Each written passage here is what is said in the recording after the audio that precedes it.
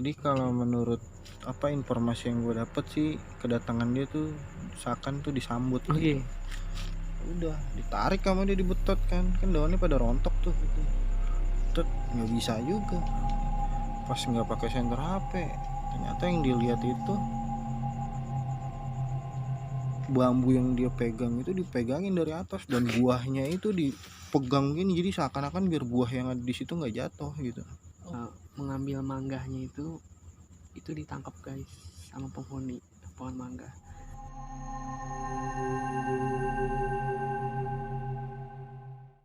Assalamualaikum warahmatullahi wabarakatuh.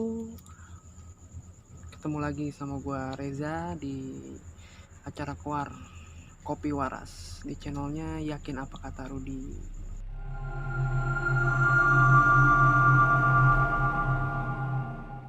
Oke guys, gue udah janji sama lo semua nih buat ngelanjutin ceritanya Bang Madia tentang setan penunggu pohon mangga. Jadi guys, banyak kejadian-kejadian yang gak masuk akal dan buat gua sama tim koar. Dari yang kamera kita dimainin sama ya mungkin apa kita tidak izin seperti yang mereka inginkan, atau mungkin kita terlalu kurang sopan. Jadi begitu kita kemarin ngebahas guys, kita pulang itu kayak apa ya, banyak kejanggalan deh yang gua sama tim rasain nih, banyak kejanggalan. Salah satunya kamera handphone kita dimainin. Oke guys, ini kita lagi ngeliat hasil rekaman yang tadi hantu sekitaran rumahnya Kimin. Ini banyak banget kejanggalan guys. Jadi video kita nih jadi banyak. Padahal kita ngetek cuma 1 kali, tapi ini jadi banyak banget. Udah gitu sound kita kayak ada yang ngacak-ngacak gitu guys. Ini kita masih nge-review sini guys. Oke guys, kita lanjut lagi guys.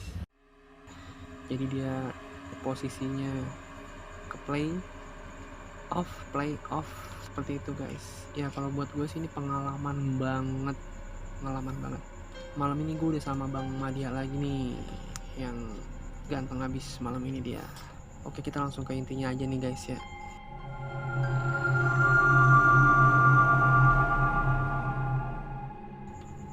Oke.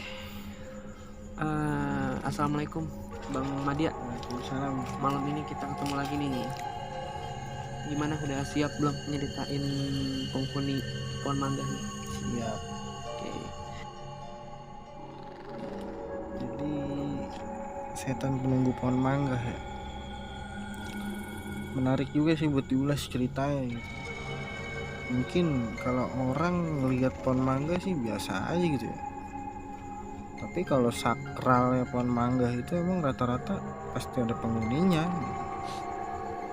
Apalagi pohon mangga di rumah gue ini bang, di sekitaran rumahnya Kimin ini pohon cuma 1 gitu, yang ada di depan rumah gitu. Oke, betul. Udah gitu lumayan tinggi, kurang lebih 10 meteran, dan rindang juga kan pohonnya. Buahnya juga gampang gitu. Betul. Jadi kejadian ini 2016. Detailnya kurang lebih berapa hari sebelum lebaran lah gitu. Oke. Jadi waktu itu keluarga udah pada pulang kampung, gua nggak bisa ikut, stay at home karena tuntutan kerja gitu. Karena waktu itu kerja juga baru jalan 2 tahunan lah kurang lebih. Oke. Maksudnya keluarga mudik. Iya, keluarga mudik. Oke, guys, jadi bisa dibayangin nih keluarga lu. Tahu guys ya.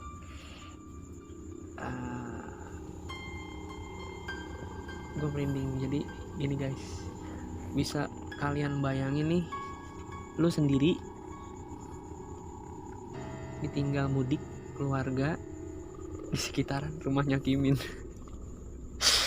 Kalau gue nggak kepikiran sih guys, kayaknya gue bakal nginep di rumah teman gue. Oke bang, lanjut lagi bang Madia.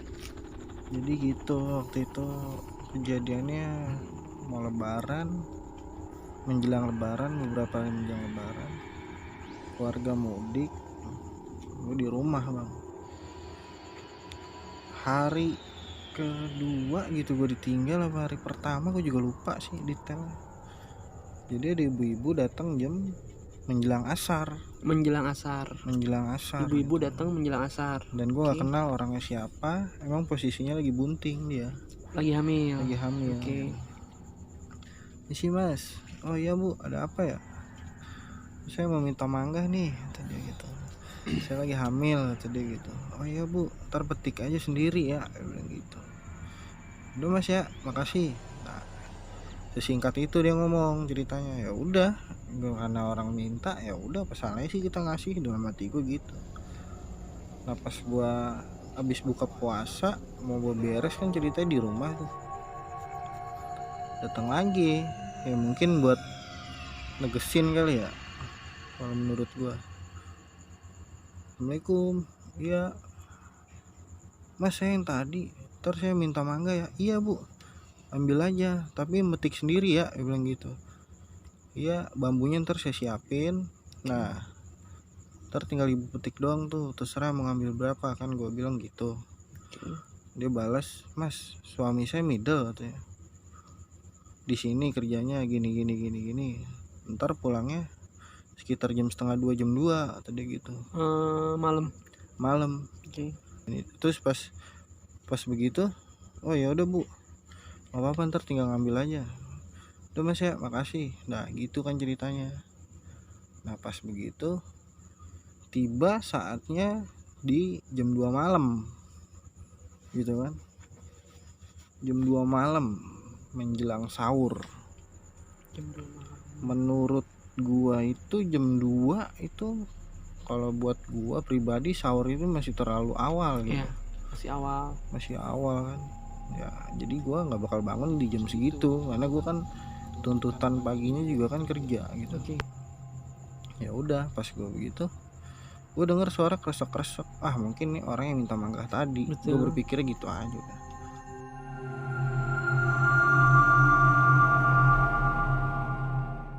Ceritanya begini, pas dia ngambil bambu, dia petik mangga, dia mau sodok, mangga jatuh. Oke. Jedak. Jadi informasi jelasnya nih, pohon mangga gue nih pohon cangkokan. Kalau kata orang bilang mangga apel, tapi aslinya tuh bukan apel, mangga telur gitu, kecil. Segede telur gitu, emang bener-bener segede telur gitu, tapi kalau matang manis banget. Oke. Tuh jatuh, duk. Jadi itu pas jatuh itu posisi belum disodok. Oke, jadi dia jatuh duluan, belum disodok. Jatuh kan, diambil. Wah utuh nih mah, katanya gitu. Ya ambil lah sama dia kan. Pas diambil jatuh tapi kenceng, jadi kayak ditempong gitu. Yang kedua kalinya. Oke. Sekarang kan frekuensi buah ditempong sama buah jatuh tuh kan beda. Kencengnya juga beda. Nah pas diambil sama dia juga kulitnya meletek gitu, jadi agak kebelah sedikit gitu, karena kenceng gitu posisinya. Udah diambil sama dia, pungut, masukin plastik, tapi masih bisa nih mah, ya udah dimasukin plastik. Lalu bang, itu yang yang seperti ditempong itu setelah korban sodok atau sebelum? Belum disodok. Belum sodok sama sekali. Jadi itu tempong duluan gitu. Iya, jadi kalau menurut informasi yang gue dapet sih, kedatangan dia tuh seakan tuh disambut. Disambut sama makhluk yang ada di situ. Nah pas buah ketiga dia nyodok. Pas nyodok jatuh 2 nih, dempet, dedek. Oke. Diambil sama dia kan, 4 cukup gak mah? Ya udah tuh lagi, kata istrinya kan gitu. Jadi ngikutin dong. Diambil 1 lagi ceritanya. Pas diambil 1 lagi, ditarik ke bawah, bambunya nggak mau. Gitu, bambu udah nyangkut di pohon, ditarik ke bawah nggak mau. Pas dipegang begini, bambunya naik itu sedikit-sedikit. dia heran kan ceritanya gitu, karena dia refleks disenter lah pakai HP sama dia. Nggak ada apa-apaan gitu kan. Oke. Udah ditarik sama dia, dibetot kan daunnya pada rontok tuh. Nggak bisa juga pas nggak pakai senter HP. Ternyata yang dilihat itu bambu yang dia pegang itu dipegangin dari atas, dan buahnya itu dipegang gini, jadi seakan-akan biar buah yang ada di situ nggak jatuh gitu. Jadi kalau kata kita tuh kayak dijagain itu buah gitu. Pas dijagain gitu, wah dia kaget kan, dia nggak lari, dia nggak teriak, cuman dia langsung nyuruh istrinya pulang. Pulang, ayo pulang. Kenapa ya? Udah pulang aja, pulang. Pas pulang gitu kan, istri juga takut juga kali ya, karena posisinya begitu kan gelap. Oke, benar. Jadi guys, bambu yang buat mengambil manggahnya itu ditangkap guys sama penghuni pohon mangga, dan tangan yang satunya lagi tuh memegang buah mangga tersebut guys. Bisa dibayangin ya, sampai sini ya bisa dibayangin dengan keadaan yang gelap gulita ya.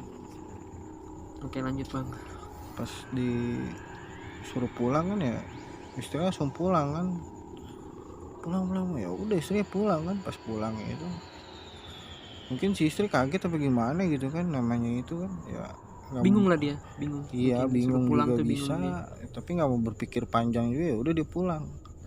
Dan si suami itu balik lagi, maksudnya itu dia mau narik bambunya itu biar ditaruh di tempat asal dia ngambil. Betul. Gitu. Betul.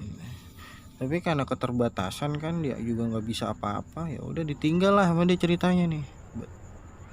Dengan posisi bambu yang masih nyangkut di pohon. Oke. Lu bisa bayangin bang, di rumah gua sekarang itu jam 12, motor nggak ada yang lewat, orang jalan kaki nggak ada yang lewat. Gimana jam 1:30? Oke, mantap. Jadi guys, ini apa namanya, ini yang kita pakai nih, yang buat live ini benar-benar jalan yang digunakan sehari-hari sama warga sini guys. Jadi sekarang ini saya di sini nih jam 12 pas. Kalau misal lihat ke belakang ini emang bener jalan yang digunakan untuk ke kampung sebelah lah kasarnya ya, untuk ke RT sebelah. Itu dari tadi kita syuting jam 10:30 tuh udah nggak ada motor atau orang satupun yang berani lewat sini gitu guys. Jadi ini benar-benar jalan umum yang dipakai sehari-hari ya Bang Madi ya. Iya. Oke, lanjut bang. Di jam 2 itu kan gitu kan ceritanya. Pas dia balik ke rumah kan, dia buka sandal, dia baca-baca, dia kunci pintu, dia tengok ke jendela rumahnya dia. Ternyata ada yang ngikut sampai ke rumahnya dia. Informasi detailnya, posisi rumah dia ke pohon mangga ini kurang lebih sekitar 15 meter dari pohon mangga gitu. Dan pas dia lihat jendela ternyata ngikut kan. Dia kaget, dia cuci muka, dia wudhu, sontak hari itu juga, detik itu juga, jam itu juga dia langsung ambil keputusan, dia pindah dari sini. Oke, lalu bang, itu begitu dia ngeliat jendela itu, sosoknya itu kalau misalkan emang boleh dijelasin ke pemirsa nih, itu seperti apa nih bang? Yang gue lihat di pohon mangga ini kecil tapi galak. Tapi informasi yang gua dapet saat dia diikutin itu perempuan di jendelanya, dia ngikut gitu bang. Dia langsung ambil keputusan karena istrinya hamil tua, dia ambil keputusan dia pindah rumah gitu. Malam itu juga dalam keadaan dia belum istirahat dari pulang kerja. Oke. Karena kan informasi dari si istri ini kan suaminya balik 1:30 jam 2. Betul. Karena dia middle gitu kan. Betul. Nah itu informasi yang gue dapat. Oke, jadi malam itu juga mereka pindah tuh bang? Pindah langsung gitu. Dan barang-barang semua ditinggal, besok paginya baru diambil gitu. Jadi apa yang diperluin aja yang dibawa sama dia. Oke. Gue dapet info itu dari wak gue, tapi bukan yang punya kontrakan, bahwa dia pamit, dia cabut karena ditongolin di pohon mangga Oke. gitu. Dan wak gue si pemilik kontrakan ini langsung datang ke rumah sore, ya kan. Dia datang katanya dari siang karena posisi rumah gue kosong. Sore gue baru ada di rumah, baru balik kerja, itu pun helm belum dilepas. Wah, gue datang ke rumah gitu. Dia ini semalam ada yang ngontrak di rumah wak katanya. Dia tongolin di pohon mangga. Lah kagak tahu wak, bilang gitu. Tanya aja pohon mangganya, kita gituin kan. Saking kita keselnya belum istirahat ditegur kayak gitu gitu. Ya udah gitu kan. Emang pas pohon mangga informasi, setelah itu subuhnya nih sebelum gue berangkat kerja, gue ngelihat bambu gue kok ngegantung di atas pohon ya. Oh gitu. Jadi ini paginya pas Bang Madia mau berangkat kerja gue dapetin sesuatu yang ganjil. Oke. Kok bambu nyangkut di pohon gitu, logikanya gimana ya bambu nyangkut di pohon gitu kan. Ya gue nggak mau berpikir negatif juga kan, gue berpikir sih ini nongol. Udah gue tarik bambunya, itu gampang banget loh, truk dia jatuh sendiri. Ya udah gue taruh lagi gitu. Gitu kan, menurut informasi yang gue dapet itu kan bambu itu nggak bisa diturunin dari pohon gitu. Nggak taunya pas Bang Madia tarik tuh mudah ya, mudah banget gitu kan. Ya gue berpikir ya udah nongol kali yang punya, bilang gitu. Ya udah, karena gue udah istilah kata, bukannya gue belagu ya bang, namanya gue tinggal di sini kan, namanya lingkungan rumah kan, ya gue udah tau lah gimana keadaan situasinya kayak gimana gitu. Berarti itu pas Bang Madia mau berangkat kerja itu posisi bambu masih ngegantung. Iya, dan itu gue yang nyopot sebelum gue berangkat gitu. Oke.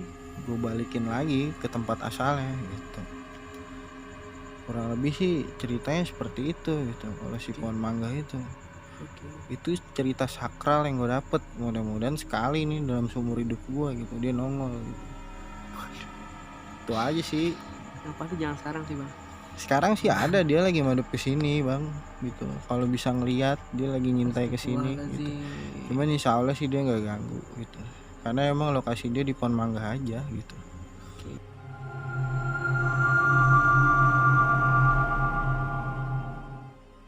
Oke guys, jadi tadi itu cerita Bang Madia nih, masih di sekitar rumahnya Kimin, kisah-kisah mistis di sekitar rumahnya Kimin.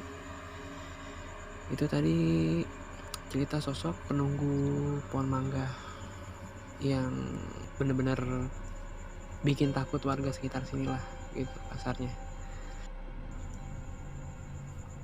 Sekarang udah jam 12 lewat, kayaknya udah harus pamit dulu. Besok kita bakal lanjut lagi dengan cerita yang sosok yang sering dilihat sama warga sini. Anak kecil 2 kembar, cowok sama cewek, katanya tuh setiap maghrib suka main bola di depan rumahnya Bang Madia, masih di sekitar rumahnya Kimin di Kampung Susukan, Jakarta Timur. Jadi tetap saksikan Kopi Waras di channelnya Yakin Apa Kata Rudi. Assalamualaikum warahmatullahi wabarakatuh.